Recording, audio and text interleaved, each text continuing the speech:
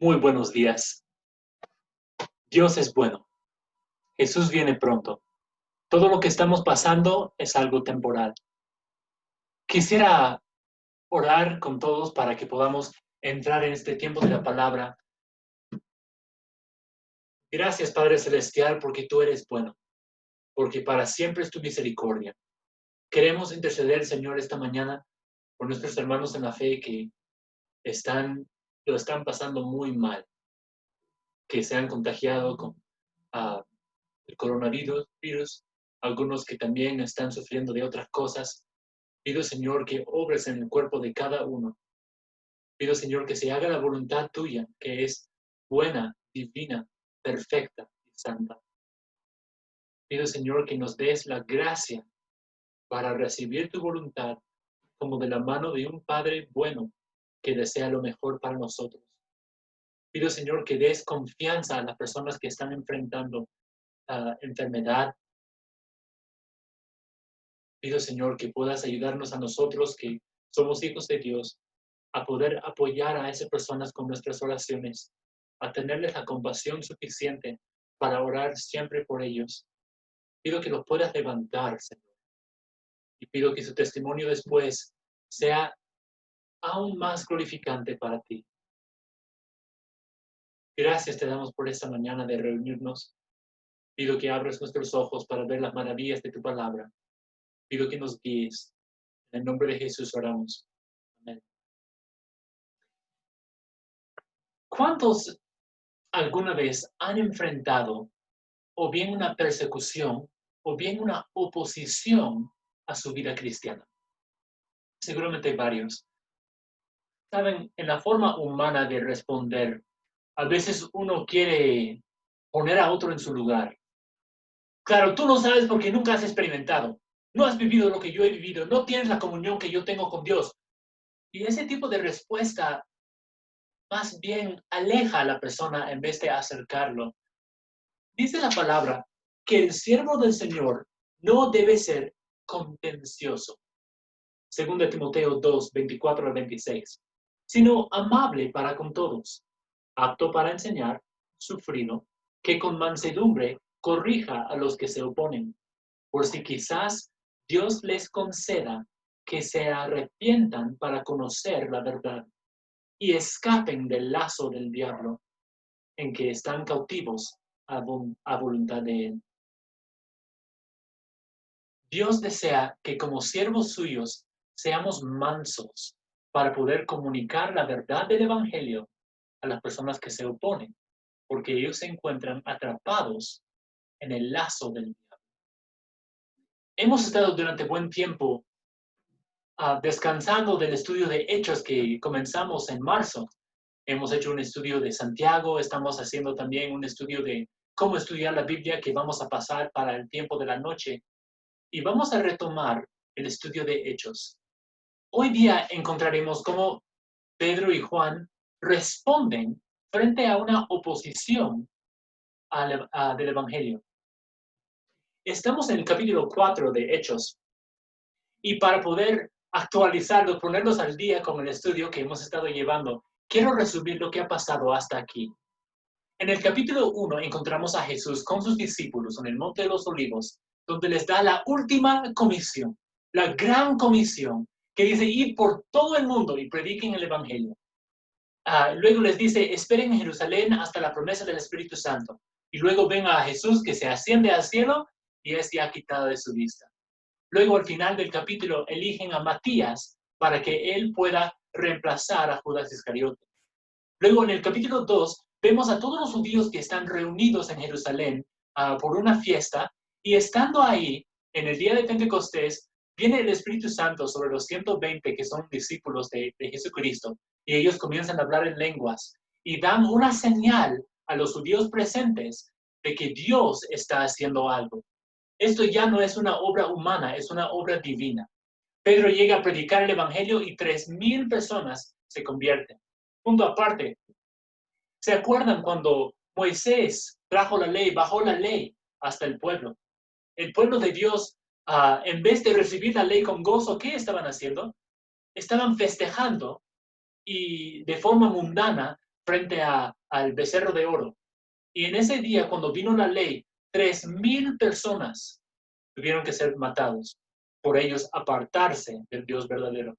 Sin embargo, en el día cuando vino el Espíritu Santo y la predicación de Pedro fue soltado, 3,000 se convirtieron y obtuvieron nueva vida.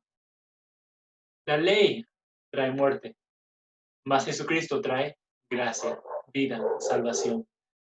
Esos 3,000 estuvieron con mucho gozo y al final del capítulo 2 vemos como ellos tienen todas las cosas en común, como ellos comparten con gozo. Luego, pasando al capítulo 2, vemos en el capítulo 3 el cojo sanado y el mensaje predicado.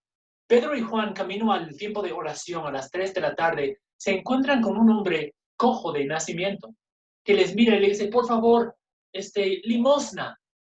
Y Pedro y Juan le dicen, mira, no tenemos plata ni oro, pero lo que tenemos te damos. En el nombre de Jesucristo de Nazaret, levántate y anda. Y el hombre se levanta y va caminando y luego saltando y corriendo, gritando con gozo, agarrado de la mano de Pedro y Juan, y ellos van hasta el templo.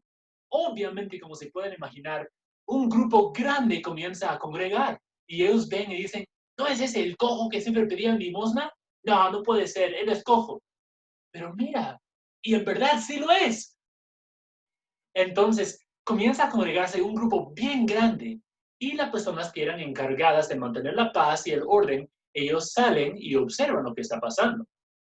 Y estamos aquí ahora en el capítulo 4 de Hechos, versículos 1 al 12 son un resumen aún de la vez pasada, sin embargo lo vamos a ver otra vez. Versículo 1. Hablando ellos al pueblo, vinieron sobre ellos los sacerdotes con el jefe de la guardia del templo y los saduceos, resentidos de que enseñasen al pueblo y anunciasen en Jesús la resurrección de entre los muertos. Y les echaron mano y los pusieron en la cárcel hasta el día siguiente, porque era ya tarde. Pero muchos de los que habían oído la palabra creyeron, y el número de los varones era como 5,000. Ya tenemos mínimo 8,000 personas que se han convertido. Estamos hablando solo de varones. Imagínense sus esposas, sus hijos, 10,000, 20,000, ¿cuántos creyentes ya habrán?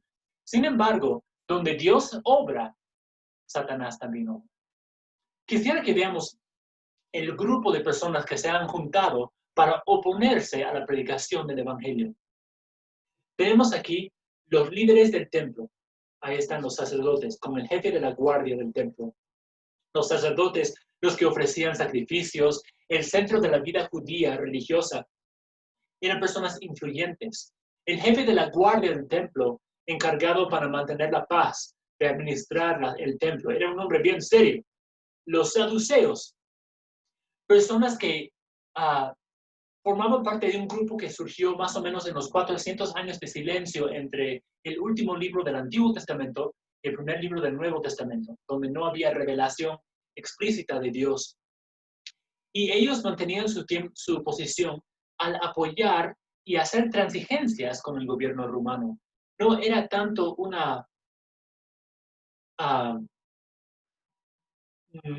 personas que guiaban en la adoración, sino personas que más bien negaban lo sobrenatural.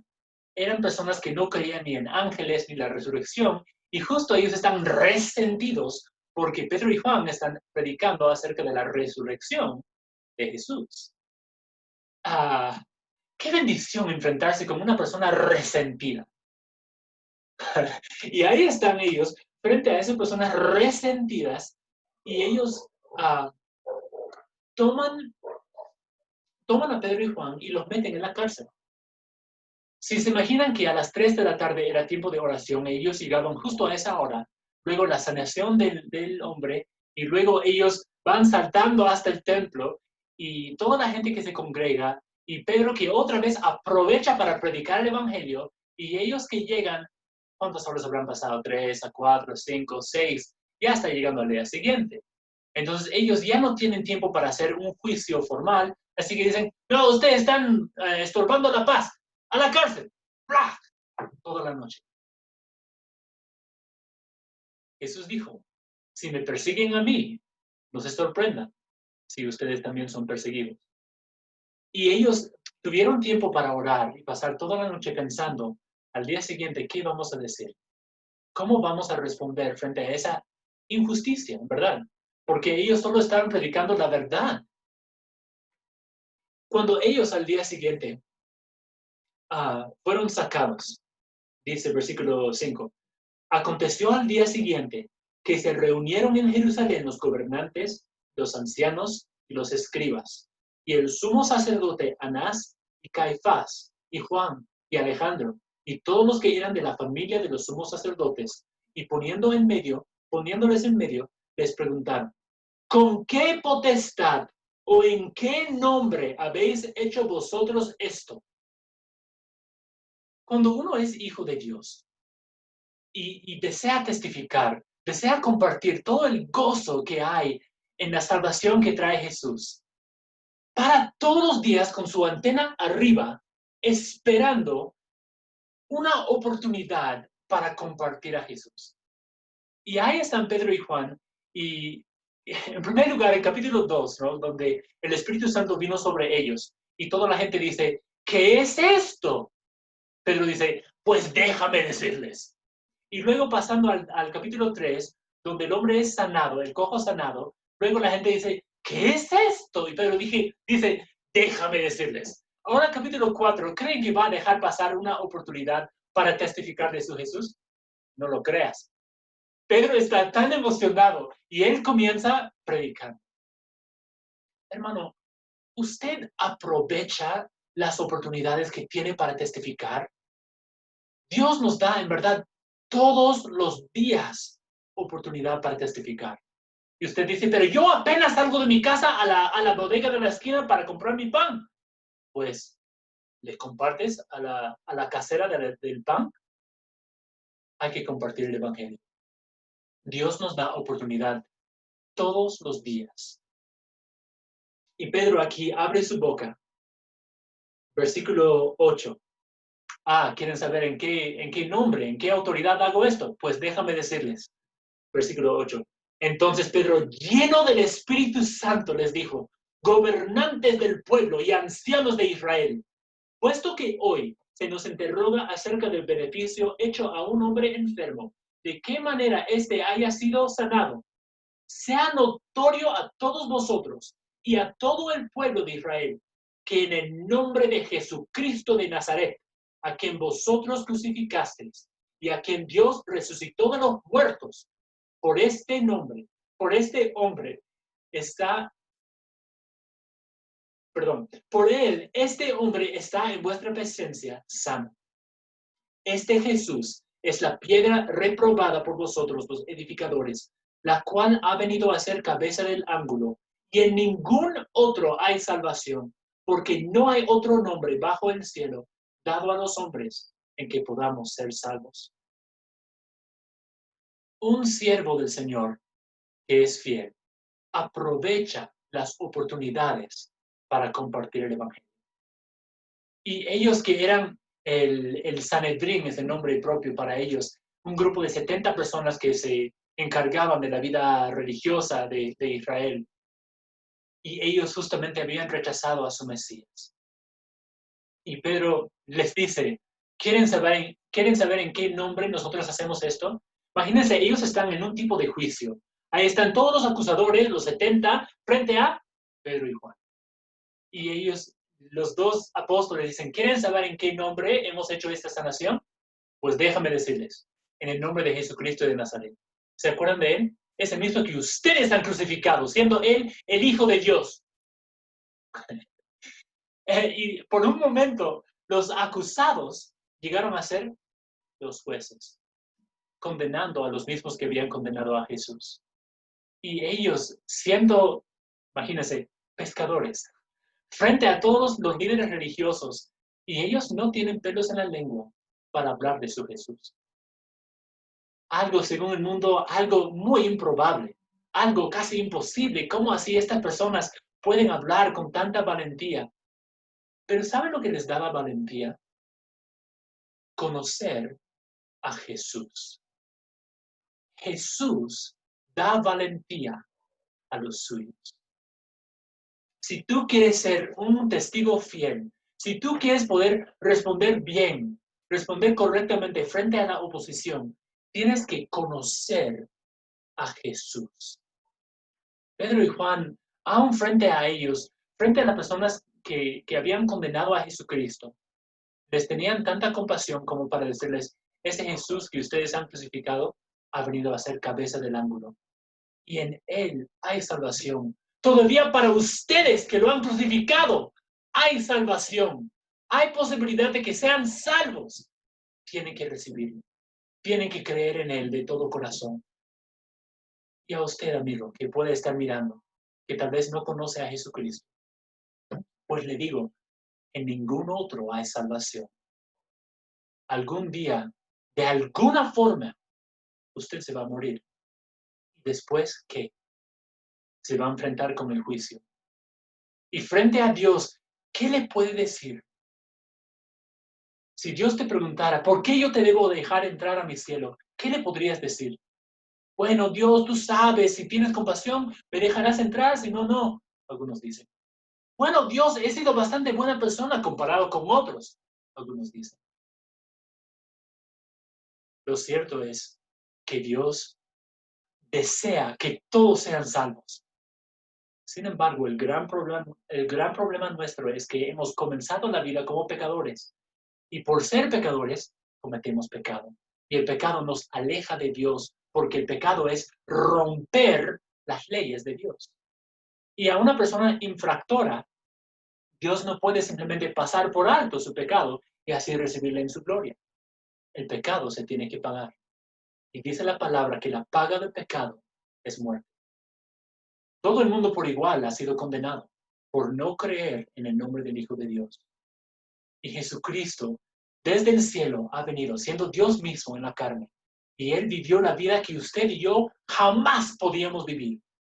Y Él fue a la cruz para pagar la muerte que tú y yo jamás queríamos pagar.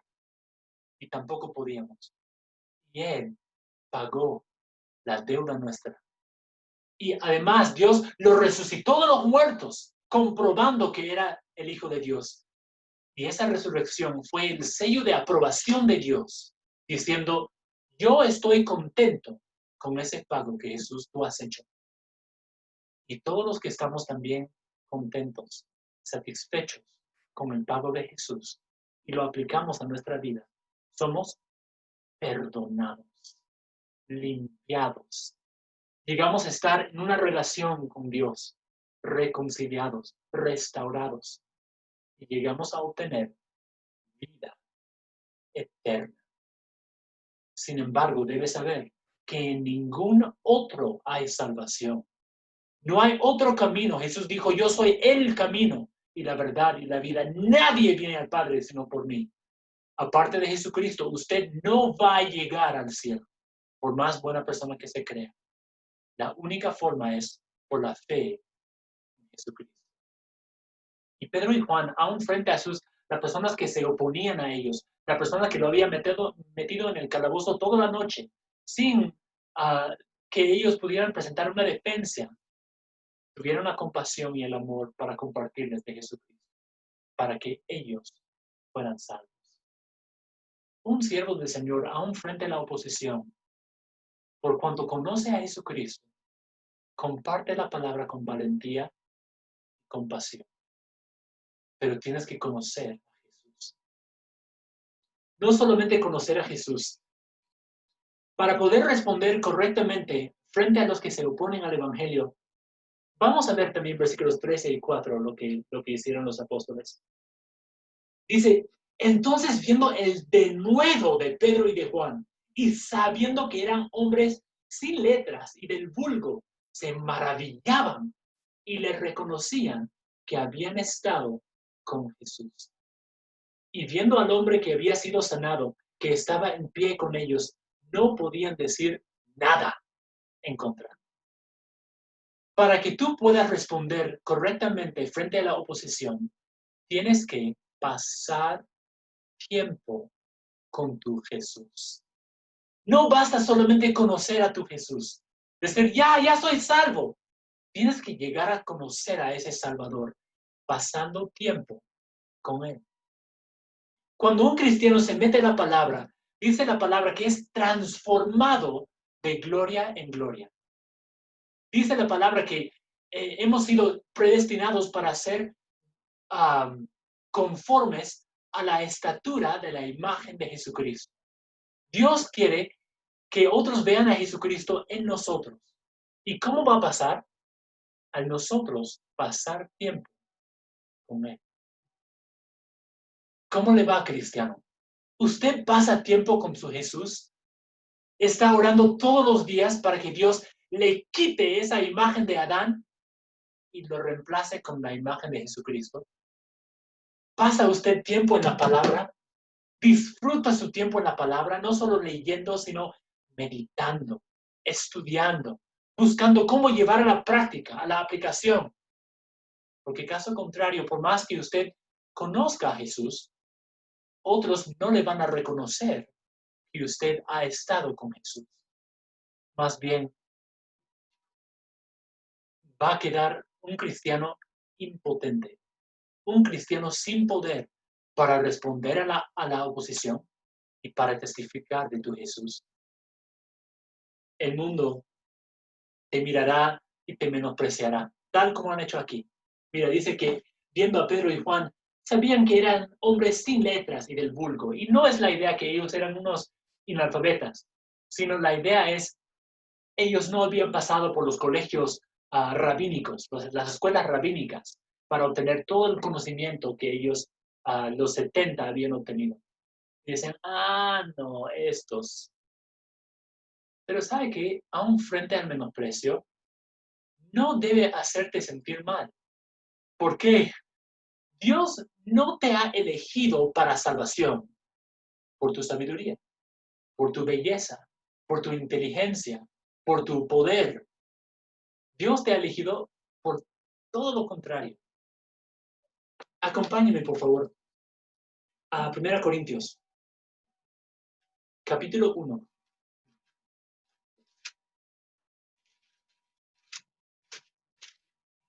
1 Corintios, capítulo 1, versículos 26 al 31.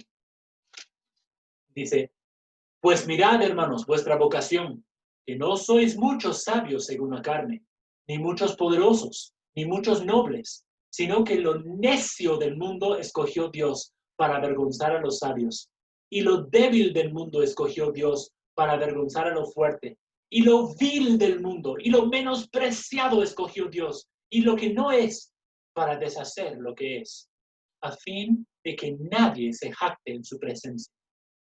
Mas por él estáis vosotros en Cristo Jesús, el cual nos ha sido hecho por Dios sabiduría, justificación, santificación y redención, para que, como está escrito, el que se gloría, gloríese en el Señor.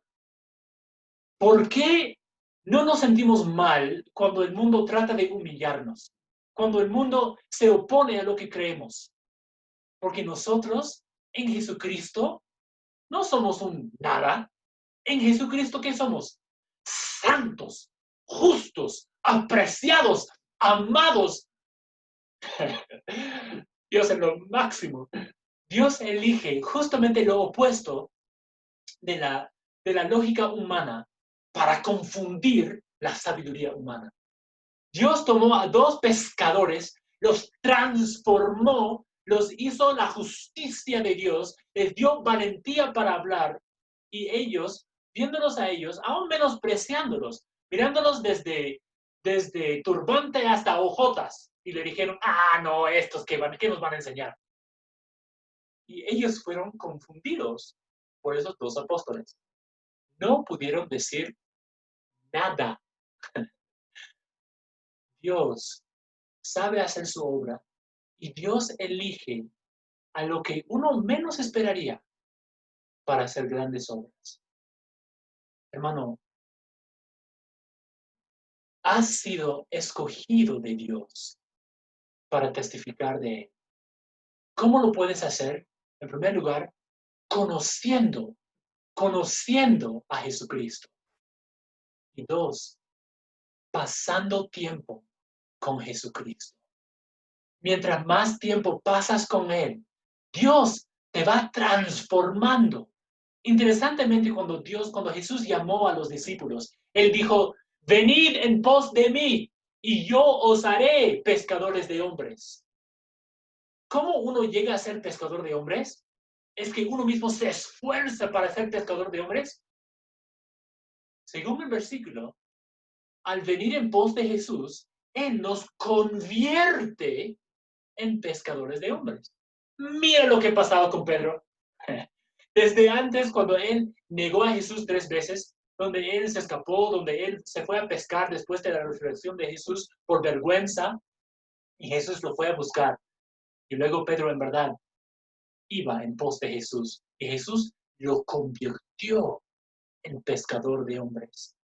Dios puede hacer lo mismo contigo si al conocer a Jesús pasas tiempo con Él, llegando a conocerlo. Gloria a Dios. Lo que el mundo respeta y considera sabio no puede estar en pie frente a lo que Dios escoge. Pasar tiempo con Jesús produce un cambio notable y notorio en las personas. ¿Ha pasado en ti? ¿Hay un cambio notorio en ti por cuando tú conoces a Jesús y pasas tiempo con Él? Si no, hermano, te animo. Pasa tiempo con Él. Otros se van a dar cuenta que no eres simplemente un religioso más, que eres un cristiano que tiene peso en lo que dice, porque tu vida lo respalda. Número 1, ¿cómo puedes responder bien frente a la oposición de otros? Conocer a Jesús. Número 2, ¿qué otra cosa puedes hacer para que tus palabras tengan peso cuando respondes a los que se oponen y los que se oponen al Evangelio? Pasar tiempo con Jesús. Número 3, desde el versículo 15. ¿Cómo más puedes responder frente a la oposición al Evangelio? Versículo 15. Entonces les ordenaron que saliesen del concilio y conferenciaban entre sí, diciendo, ¿qué haremos con estos hombres? Porque de cierto, señal manifiesta ha sido hecha por ellos, notoria a todos los que moran en Jerusalén, y no lo podemos negar. Sin embargo, para que no se divulgue más entre el pueblo, amenacémosles, para que no hablen de aquí en adelante a hombre alguno en este nombre. Y llamándolos, les intimaron que en ninguna manera hablasen ni enseñasen en el nombre de Jesús. Mas Pedro y Juan respondieron diciéndoles, juzgad si es justo delante de Dios obedecer a vosotros antes que a Dios, porque no podemos dejar de decir lo que hemos visto y oído. Ellos entonces les amenazaron y les soltaron, no hallando ningún modo de castigarles por causa del pueblo, porque todos glorificaban a Dios por lo que se había hecho, ya que el hombre en quien se había hecho este milagro de sanidad tenía más de 40 años. Cuando el Sanedrín votó a Pedro y a Juan para buscar la forma de detenerlos, tiene que entender que ellos buscaban la forma de oponerse a Jesucristo y al mensaje de Jesucristo, porque ellos estaban siendo guiados por Satanás. Tienes que darte cuenta, cristiano, que cuando otros se oponen a ti y a tu mensaje, no es que esas personas en su carne son tus enemigos. ¿Quién es nuestro enemigo? El único que tenemos, Satanás, y a todos sus seguidores. Tenemos que darnos cuenta que nuestra lucha no es contra sangre ni carne, sino contra potestades, contra espíritus malignos de este siglo. Y la única forma de vencerlos, que dice la palabra en Apocalipsis, los cristianos vencían al dragón por la sangre del cordero y el testimonio. Y al conocer a Jesús, al pasar tiempo con Jesús, Dios va en ti, va a estar desarrollando en ti un testimonio fidedigno, un testimonio que da peso a tus palabras cuando tú respondes a la oposición. Y luego podrás, como Pedro y Juan, responder con valentía. Porque ellos no solo conocían a Jesús, no solo pasaban tiempo con Jesús, sino ellos tenían un compromiso con Jesús. Cuando Dios salva a uno, en primer lugar, uno como recién convertido, no conoce mucho, solo sabe, he sido salvado y gloria a Dios, mas no conoce tan bien a ese Salvador. Y luego cuando llega a pasar tiempo con Él, se desarrolla una relación íntima con el Salvador. Uno llega a estar tan gozoso por poder pasar tiempo con Dios que quiere testificar a todo el mundo. Y ahí nace su compromiso con Jesucristo. Y ese compromiso te da valentía. Aun cuando no lo esperas, aun cuando no crees que tú puedes hacer nada por Dios, ese compromiso, ese amor que va desarrollando, nosotros le amamos a Él porque Él nos amó primero.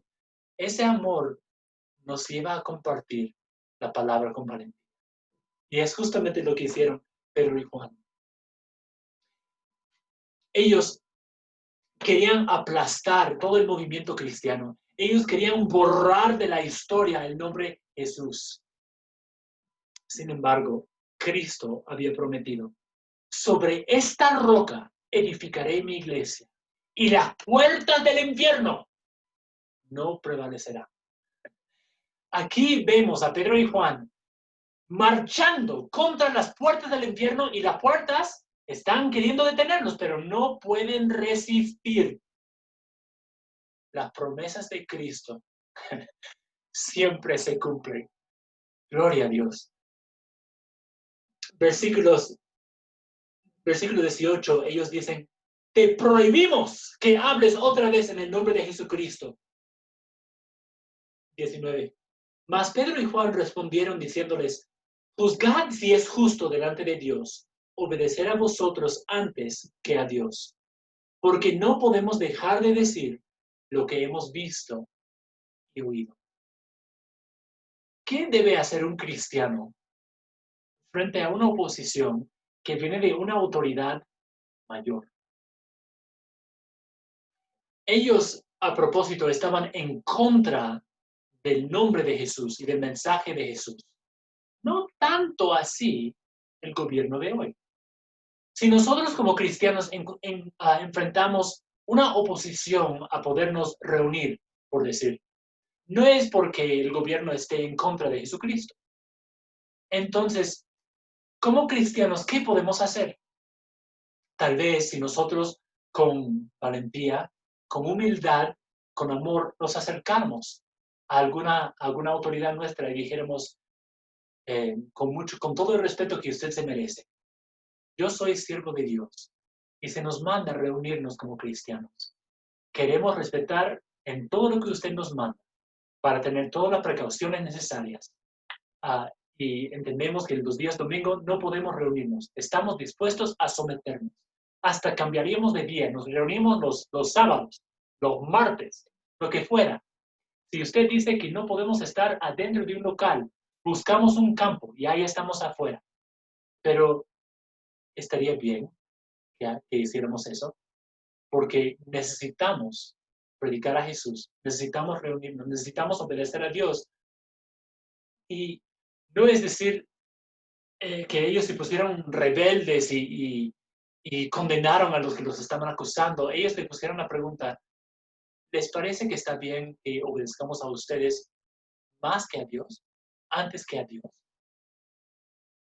Dios nos ha dado autoridad para que obedezcamos nuestra autoridad, para que nos sometamos a la autoridad, pero sin descuidar el lado espiritual. Debemos buscar la forma de obedecer los dos, siempre que sea posible.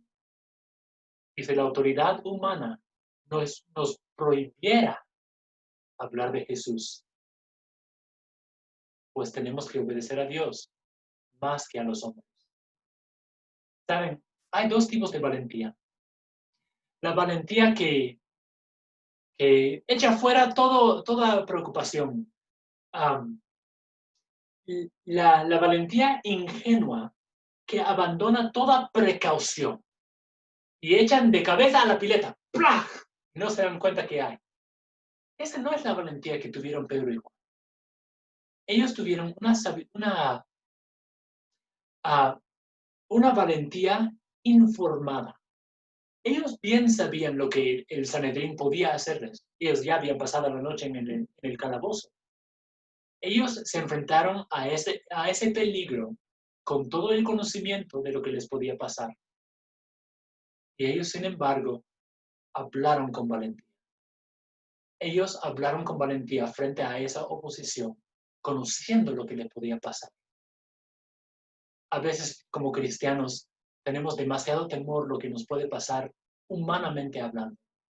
Y no digo que corremos de frente al peligro sin contemplar lo que nos puede pasar, sino debemos contemplar qué pasará si yo converso con una autoridad y le presento un plan para poder avanzar con el Evangelio. ¿Qué me puede hacer? ¿Saben? Dice Jesús, no temáis a los que pueden matar el cuerpo, mas al alma no pueden matar. Temed más bien a aquel que puede matar tanto alma como espíritu en el infierno. Tenemos que rendir cuentas a Dios y tenemos que ser valientes frente a cualquier oposición. Ellos en el versículo 18-9 demostraron una valentía informada, porque ellos tenían un compromiso con Jesucristo. Versículos 21 y 22. Ellos entonces les amenazaron y les soltaron, no hallando ningún modo de castigarlos por causa del pueblo, porque todos glorificaban a Dios por lo que se había hecho, ya que el hombre en quien se había hecho este milagro de sanidad tenía más de 40 años. Ellos no solamente hablaban con valentía, el testimonio que ellos daban daba peso a su mensaje. Cristiano, si usted quisiera que otros te tomen en serio cuando tú hables de Jesucristo, tu vida tiene que comprobar que tú conoces a Jesucristo. Implica que cuando tú te defiendas frente a sus acusaciones o sus oposiciones, tienes que tener la vida que respalde tus palabras. El mundo puede menospreciar a los siervos de Dios y las maneras que Dios elige para cumplir sus propósitos, pero el mundo no puede voltear lo que Dios está haciendo. Las puertas del infierno no pueden mantenerse en pie frente al avance del Evangelio. El testimonio de una vida transformada es poderoso. Y cristiano, por más que tú no tengas la habilidad de hablar, ¿no?, una lengua dorada, Dios puede usar tu testimonio y tus pobres palabras para poder hacer grandes cosas. Mira lo que hizo con los pescadores. El pueblo de Dios siempre será perseguido. Sin embargo, no debe dejarse intimidar por las amenazas ni por el menosprecio. Filipenses 1:27, Pablo dice, solamente que os comportéis como es digno del Evangelio de Cristo, para que, o sea que vaya a veros, o que esté ausente, oiga de vosotros que estáis firmes en un mismo espíritu, combatiendo unánimes por la fe del Evangelio, y en nada intimidados por los que se oponen, que para ellos ciertamente es indicio de perdición, mas para vosotros de salvación, y esto de Dios, porque a vosotros os es concedido a causa de Cristo, no solo que creáis en Él, sino también que padezcáis por Él. De este pasaje aprendemos tres cosas. Es normal que seamos perseguidos. Va a ser normal que las personas se oponen a nosotros y a nuestro mensaje de Jesucristo. Sin embargo, número 2, no debemos dejarnos intimidar, porque quien está con nosotros es mayor que el que está en él. Y ellos solamente pueden condenar, hacer daño a nuestro cuerpo físico. Nuestro espíritu no pueden tocar. Y en tercer lugar, es un privilegio sufrir por Jesucristo.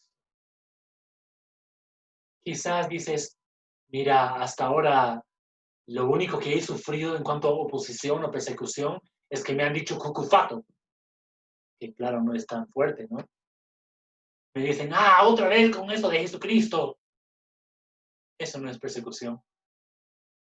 Dios te llama a vivir por Él, a sufrir por Él y a morir por Él. Quizás tú dices, pero no siento que tengo la valentía. No siento que puedo decir nada frente a una persona que quizás tenga más conocimiento que yo, más experiencia en la vida que yo. ¿Cómo puedes tener valentía y oponerte a esa oposición? Conocer a Jesús.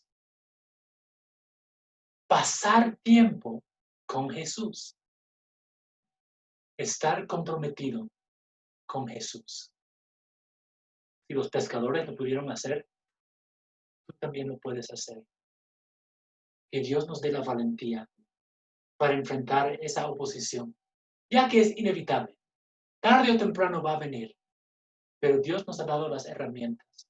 Y tal como ha prometido a los apóstoles, cuando seáis llevados delante de concilios, de juicios, no teman lo que van a decir, porque en el momento el Espíritu Santo les va a dar qué cosa pueden responder. Y un cristiano que vive en el poder del Evangelio, en el poder del Espíritu Santo, no debe temer lo que el hombre le puede hacer. Vamos a orar. Gracias, Padre Celestial, por la bendición de ver lo que tú puedes hacer con creyentes comprometidos. Pido, Señor, que nos conviertas en personas valientes que pueden responder frente a la oposición con valentía, porque conocemos a aquel que también fue menospreciado, a aquel que fue rechazado. Y nosotros no debemos creer que nos va a pasar menos. Permite que al conocerte y conocerte mejor y al pasar tiempo contigo nos puedan hacer un compromiso fuerte y firme que nos ayude a vivir en esta vida mediante el control del Espíritu Santo. Te amamos. Pedimos todo esto en el santo nombre de Jesús. Amén. Hermanos, los quiero mucho. Seamos valientes. Jesús viene pronto.